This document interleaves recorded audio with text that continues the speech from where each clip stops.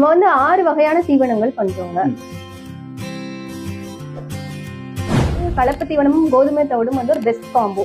ஒரு நாளைக்கு 3000 மூட்டைக்கு மேல போகும். இந்த மட்டும் போட்டாலே நீங்க போதும். எஸ்என்எஃப் ஃபேட் வந்து உங்களுக்கு நல்லா இருக்கும். இல்லாம CFC complete feed for cattles.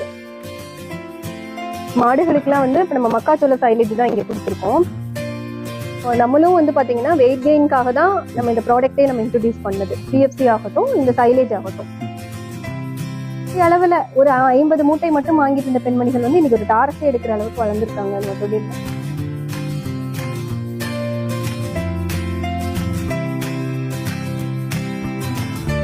உங்களை பற்றி ஒரு சிறிய அறிமுகம் நம்மளோட வியூவர்ஸ் மூலம் சொல்லிடுங்க.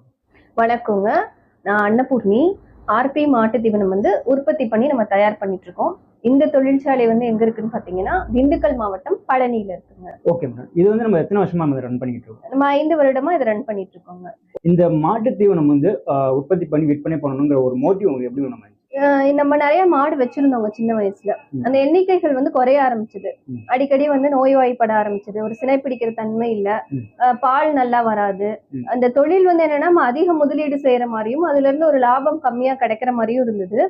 மாடுகளை எல்லாம் ஒரு காப்பாத்தணும், நம்ம வீட்டுல இருக்கிற மாடுகளை காப்பாத்தணும் அப்படின்ற ஒரு முயற்சியில தான் நம்ம இந்த தொழிலுக்கு வந்தோம்.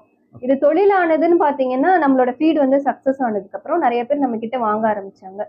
சோ எல்லாரும் இந்த மாதிரி ஒரு தேடுதல்ல இருக்காங்க. இது வந்து தேவை, ஒரு மாட்டு பண்ணையாளர்கள் எல்லாருக்குமே வந்து ஒரு நல்ல தீவனம் தேவை அப்படின்னு சொல்லிட்டு நம்ம இதை ஒரு தொழிலா பண்ண ஆரம்பிச்சோம். ஓகே மேடம், இப்போ நம்ம கம்பெனில பாத்தீங்கன்னா என்னென்ன டைப் ஆஃப் ஃபீட்ஸ் பண்ணிட்டு இருக்கோம்? நம்ம வந்து 6 வகையான தீவனங்கள் பண்றோங்க. இப்ப அதுல வந்து கலப்பு தீவனம்,